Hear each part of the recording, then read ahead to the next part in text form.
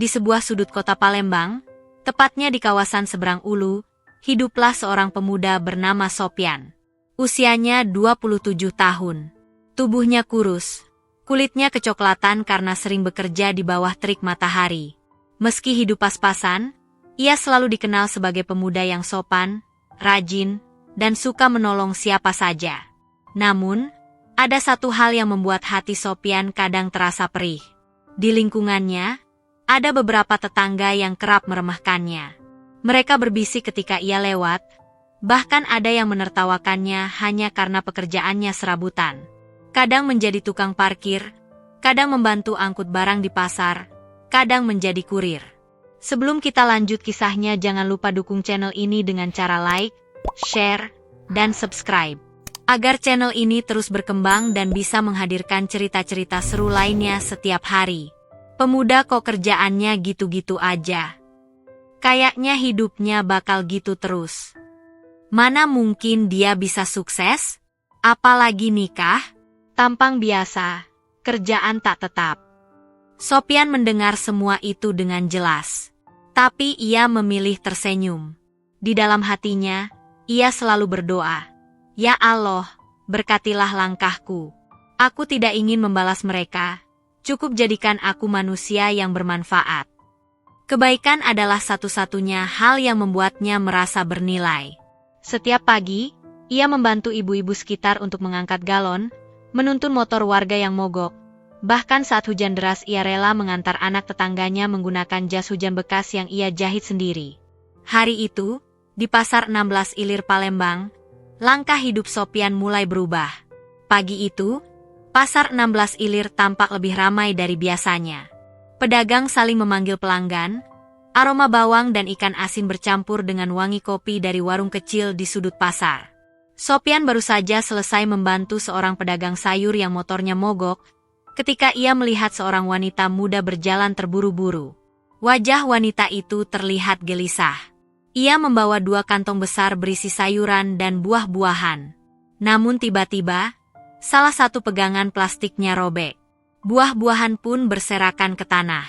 Wanita itu menunduk dengan panik. Aduh gimana ini? Saya telat lagi." Sopyan, tanpa berpikir panjang, langsung menghampiri. "Sebentar, Mbak. Biar saya bantuin," ucapnya sambil memungut satu persatu buah yang jatuh. Wanita itu mengangkat wajahnya. Matanya jernih, dan raut wajahnya menunjukkan kelelahan. "Makasih ya, Mas. Saya lagi buru-buru, ini malah jatuh semua." "Gak apa-apa. Santai aja. Mbak kerja di mana?" Wanita itu menghela napas pelan. "Saya kerja di rumah makan dekat jembatan Ampera. Lagi disuruh belanja, bosnya perfeksionis banget." Sopyan tersenyum kecil. "Oh, di Jalan Aibtu Wahab ya? Yang rumah makan besar itu?" Wanita itu mengangguk cepat. "Iya, itu dia." Setelah semua barang terkumpul, Sopyan menawarkan, "Kalau Mbak mau, saya antar sampai depan rumah makan. Biar gak jatuh lagi." Ekspresi wanita itu berubah lega. "Serius, Mas? Aduh, makasih banyak. Saya Mira. Mas siapa?" "Saya Sopyan." Sepanjang perjalanan, Mira terus menunduk malu, tapi sering melirik Sopyan. Ada sesuatu yang membuat dia heran. Pemuda ini begitu ramah dan tulus.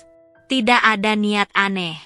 Sesampainya di depan rumah makan, seorang wanita parubaya berdiri di depan pintu. Wajahnya tegas dan berwibawa. Dialah Nyai Salsabila, pemilik rumah makan itu, terkenal kaya dan disiplin keras. Begitu melihat Mira datang terlambat, wajah Nyai Salsabila langsung berubah. "Kamu kenapa lama? Belanja segitu aja kok bisa?" Suatu pagi, rumah makan milik Nyai Salsabila kedatangan masalah. 2 karyawan bagian angkut dan kebersihan tiba-tiba mengundurkan diri bersamaan. Akibatnya, dapur kacau, pelanggan mulai datang, dan pesanan menumpuk. Mira yang sedang membersihkan meja berkata, "Bu, bagaimana kalau kita cari tenaga harian? Di pasar banyak, Bu." Nyai Salsabila hanya mengangguk, tapi pikirannya mengarah pada satu nama. Sopyan. Nyai Salsabila langsung menyambutnya dengan senyum hangat yang jarang sekali ia tunjukkan. Nak Sopyan, saya butuh bantuanmu. Karyawan saya 2 orang keluar mendadak. Mau tidak kamu bekerja di sini? Hari ini saja dulu. Kalau cocok, bisa lanjut. Sopyan refleks menunduk. Saya siap bantu, Bu. Terima kasih sudah percaya. Mulai hari itu, Sopyan bekerja di rumah makan besar itu. Tugasnya membersihkan, mengangkut galon, mengatur stok, dan membantu bagian dapur. Kerjanya cepat, rapi, dan ia tidak pernah mengeluh. Bahkan ketika harus mengangkat karung beras 10 kali dalam 1 jam. Pegawai lain sampai heran. Yan, kau niat banget kerja. Hehe, kerja harus ikhlas, Bang, jawabnya sambil tersenyum. Mira yang melihatnya dari dekat, semakin kagum. Pemuda yang dulu membantunya di pasar ternyata lebih sopan dan pekerja keras dari dugaannya. Dalam seminggu saja, perubahan besar mulai terlihat. Rumah makan kembali teratur, pelanggan tidak menunggu lama, dan dapur berjalan lancar. Nyai Salsabila mengamati semua itu dalam diam. Hingga pada suatu siang, ia memanggil Sopyan ke ruangannya. Nak Sopyan, mulai besok kamu kerja tetap di sini. Gajimu akan saya naikkan di atas standar karyawan lain. Kamu jaga gudang dan pengadaan barang. Saya butuh orang jujur seperti kamu. Sopyan terdiam. Matanya memerah menahan haru. Bu, saya cuma pemuda biasa. Banyak orang lebih pantas. Bukan soal pantas atau tidak, potong Nyai Salsabila. Ini soal kejujuran dan hati. Saya lihat itu pada dirimu. Di luar ruangan, Mira mendengar percakapan itu dengan hati berdebar. Ada rasa bangga, tapi juga perasaan lain yang mulai tumbuh. Hari-hari berlalu, dan kini Sopyan sudah menjadi bagian penting dari rumah makan itu. Ia bukan lagi sekadar pekerja serabutan.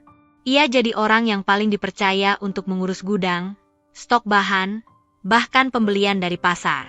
Setiap pagi, Sopyan datang paling awal. Ia mengepel lantai, menata meja, memeriksa kualitas bahan, lalu membantu dapur sebelum karyawan lain datang. Tidak ada satupun yang mengeluh bekerja bersamanya. Justru, banyak yang merasa terbantu karena ia selalu sigap. Dan dari semua orang yang memperhatikan kerja keras itu, Mira adalah yang paling diam-diam tersentuh. Seringkali, ia memperhatikan Sopyan dari balik kaca dapur. Melihat bagaimana laki-laki itu mengangkat karung berat sambil tetap tersenyum. Atau bagaimana ia tidak pernah membalas omelan pelanggan, meski kadang yang marah adalah orang yang salah. Di mata Mira, Sopyan adalah pemuda yang tidak dimiliki oleh banyak lelaki zaman sekarang. Sopan, jujur, rajin, dan sabar. Namun perasaan itu tidak begitu saja ia akui. Ketika Mira hendak keluar, ia melihat Sopyan berdiri di depan pintu sambil memegangi payung. Mbak Mira, hujan deres. Nanti kebasahan. Biar saya antar sampai halte, ucap Sopyan dengan suara pelan. Mira terdiam sesaat. Mas, kamu gak buru-buru pulang? Bukan masalah buru-buru, Mbak. Kalau Mbak sakit, siapa yang bantu di dapur besok? Ucapan sederhana itu membuat dada Mira hangat. Mereka pun berjalan bersama di bawah satu payung kecil. Mira memperhatikan wajah Sopyan dari samping. Ia melihat ketulusan yang sama seperti pertama kali bertemu di pasar 16 Ilir. Di balik hujan sore itu, ada sepasang mata yang mengintip dari kejauhan. Nyai Salsabila. Wajahnya tampak serius. Ia bukan cemburu, bukan pula marah, tapi ia sedang menilai sesuatu. Mengamati hubungan yang mulai tumbuh diam-diam. Sebab bagi Nyai Salsabila, Sopyan bukan hanya karyawan biasa. Ia punya rencana besar yang belum terucap. Rencana yang bisa mengubah hidup Sopyan dan Mira. Beberapa hari setelah kejadian di halte itu, Nyai Salsabila mulai memperhatikan hubungan antara Mira dan Sopyan. Ia bukan tipe wanita yang suka ikut campur urusan orang. Namun, sebagai pemilik rumah makan yang sudah menganggap karyawannya seperti keluarga, ia merasa perlu memahami siapa yang mendekati siapa. Di balik ketegasannya, Nyai Salsabila adalah wanita yang sudah lama hidup sendiri. Anaknya merantau keluar kota. Suaminya telah lama tiada. Beberapa bulan kemudian, dengan penuh doa dan restu keluarga, Sopyan dan Mira akhirnya melangsungkan akad nikah sederhana di Palembang. Tidak mewah, tidak berlebihan, hanya penuh keberkahan dan rasa syukur. Tetangga-tetangga yang dulu meremehkan, kini justru mengagumi perjalanan hidupnya. Dari pemuda yang diremehkan, menjadi pemuda yang dihormati. Dari kebaikan kecil yang dianggap sepele, menjadi jalan menuju rezeki besar.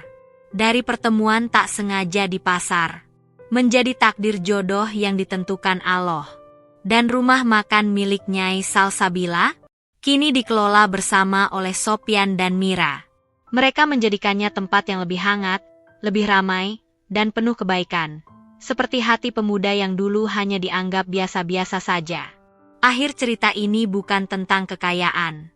Bukan tentang rumah makan besar. Bukan tentang siapa yang kaya atau siapa yang miskin. Ini adalah tentang kebaikan.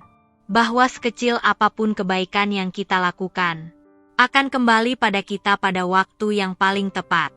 Dengan cara paling indah. Dan lewat orang yang paling tidak disangka. Itulah jalan hidup Sopyan, pemuda Palembang yang membuktikan bahwa kebaikan adalah harta terbesar manusia.